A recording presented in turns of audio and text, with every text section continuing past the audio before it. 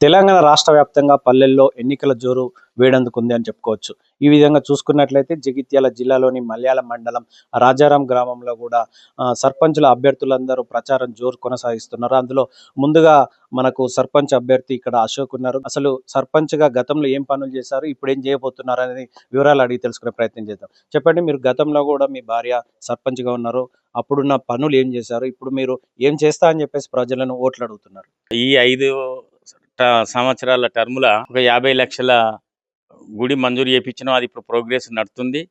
తర్వాత మాకు అసలు రోడ్డు సౌకర్యం లేకుంటే కెనాల్ కట్ట మీదకెళ్ళొస్తే అది వాస్తవంగా ఆ కట్ట మీదికెళ్ళి కోతుల బెడదతోటి తర్వాత ఇతరత్ర ఇబ్బందులతోటి కెనాల్‌లో జారిపడి ఇద్దరు ముగ్గురు చనిపోవడం జరిగింది. ఆ సమస్యను, ఆ ఇబ్బందులను దృష్టిలో పెట్టుకొని ఎట్టి పరిస్థితుల కట్ట కిందికెళ్ళి ఒక రోడ్ ఏయాలనే అంటే నాకు చిన్నప్పటికెళ్ళి ఉన్న ధ్యేయం.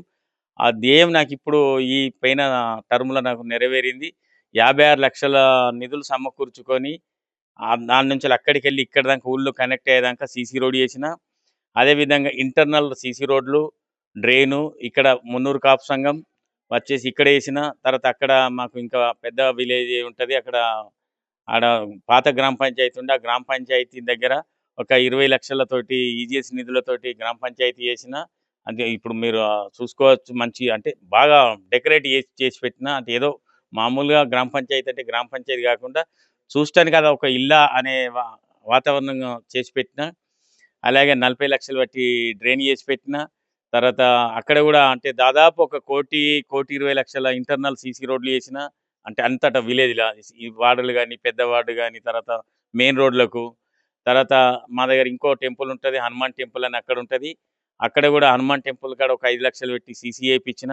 అది కూడా ఇంకా కొంచెం డెవలప్ చేసేదుంది. తర్వాత నా సొంత నిధులతోటి ఒకటి పోచమ్మ గుడి 5,00,000 నుంచి 6,00,000 మధ్యలో సొంత నిధులు, సొంత డబ్బులు పెట్టి పోచమ్మ గుడి కట్టించిన. తర్వాత అక్కడ చౌరస్తాల మెయిన్ ఒకటి విగ్రహం పెట్టించిన. 2,70,000 పెట్టి ఒక సొంత నిధులే అవి.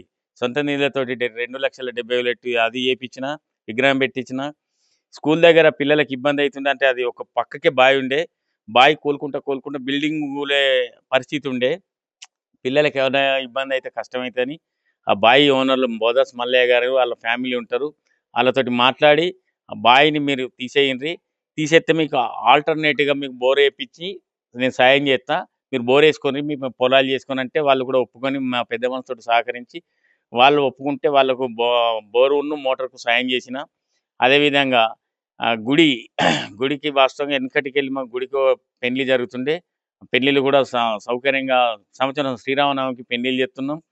ఇప్పుడు ఇప్పుడు అంటే ఇప్పుడు నేను చేసే సమస్యలంటే ప్రధానంగా 95% సమస్యలన్నీ క్లియర్ అయినాయి. దాదాపు డ్రైన్స్ గాని, సీసీ రోడ్లు గాని ఎక్కడెక్కడ చిన్న చిన్న ప్రాబ్లమ్స్ ఉన్నాయి. ఇప్పుడు ప్రధానంగా మాకేందంటే అక్కడ గుడి దగ్గర ఒక కాంపౌండ్ వాల్ పెట్టి దానికి గుడిని మంచిగా చేసుడు ఒకటుంది.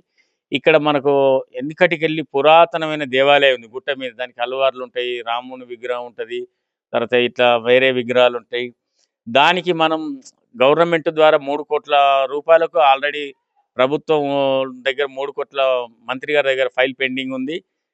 ఇప్పుడు ఆ ఫైల్ అప్రోచ్ అవ్వకుంటే మీదికి వెహికల్స్ అంటే కనీసం 70% ఘాటు వెహికల్స్ పోయేటట్టు చేసి అక్కడికెళ్ళి ఒక సిమెంట్ పెద్దగా అంటే ఒక 10 ఫీట్ల వెడల్పుతోటి మెట్లు ఏద్దామనే ఆలోచన ఉంది. పైన టెంపుల్‌ని కూడా అభివృద్ధి చేద్దామనే ఆలోచన ఉంది.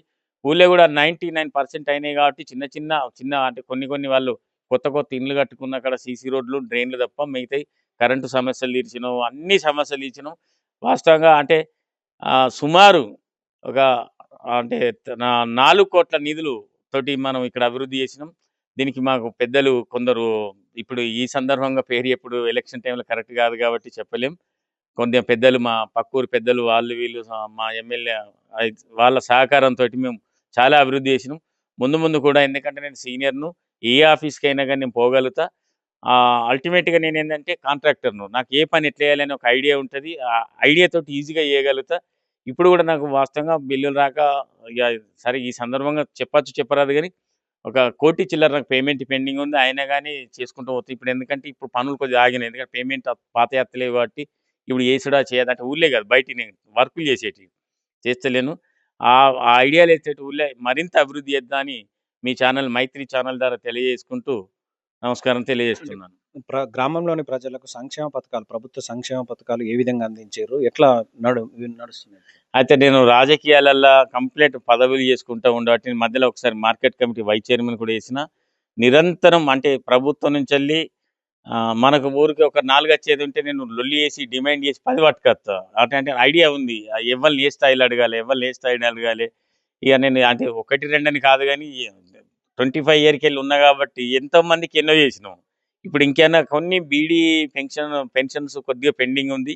అది ప్రభుత్వం రెండో విడత ఇస్తలేదు. అది ఇచ్చడానికి కృషి చేస్తాం. అంటే ప్రభుత్వాల మీద కూడా ప్రెషర్ పెట్టి తెప్పించే ఆలోచన చేసిన. వాస్తవంగా నిజంగా కొందరి ఆర్థిక ఇబ్బందులు ఉన్నోళ్ళకే బీడీ పెన్షన్ అందలేదు. ఆ ఇష్యూ ఉంది. తర్వాత ఇంకోటి ఓల్డ్ ఏజ్ అయినోళ్ళకు భర్తకుంటే భార్యకు, భార్యకుంటే భర్తకు ట్రాన్స్‌ఫర్ అయినాయి గానీ, ఒక ఏజ్‌లుండి చనిపోతే వాళ్ళకి ఇంకా పెన్షన్లు వత్తలేవు. అట్లాంటి పెన్షన్ సమస్య ఉంది. అది ప్రభుత్వాల మీద ఒత్తిడి పెట్టి అది తెచ్చేందుకు ప్రయత్నం చేస్తాం. ఎమ్మెల్యే గారి ద్వారా గానీ, మా మంత్రి గారి ద్వారా గానీ ప్రభుత్వం మీకు చెప్పి ఖచ్చితంగా దాని మీద ఫైట్ చేసి మంజూరు ఇప్పిత్తా అని మీకు మనవి చేస్తున్నాం. కాబట్టి ఇప్పుడు కూడా భవిష్యత్తులో ఇంకా ఏదైనా గానీ ఏపిత్తా అని మీకు తెలియజేస్తూ నాకు ఉంగరం గుర్తొచ్చింది.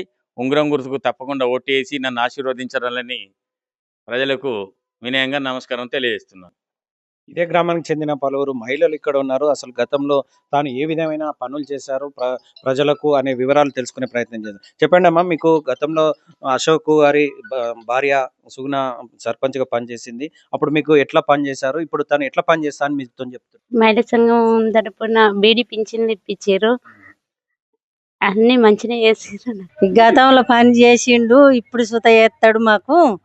అశోకు పింఛన్లు ఇప్పించిండు, ముసలోళ్ళకు కరోనా వచ్చిన వాళ్ళకి ఇప్పించిండు. 50 ఎన్నో వచ్చినాయి. మా కరోనా వస్తే 50,000 వచ్చినాయి. పింఛన్ సుత తెప్పించిండు. ఈ రోడ్లు మంచిగా వేయించిండు, నల్లలు వేయించిండు, గుడి మంచిగా వేయించిండు. ఈ అశోక్కే ఓటేస్తాం. అటు మాకు రోడ్ లేకుండే, మొత్తానికి బాగా కష్టమైంది. ఆయన అటు రోడ్ వేయించిండు పెద్దది, ఇటు గుడికి కూడా మంచిగా వేసిండు. తర్వాత కూడా మాకు చేస్తాడని నమ్మకం ఉన్నది. చేస్తాడు అనుకొని మేము ఉంగరం గుర్తుకు ఓటేస్తాం అనుకుంటున్నాం.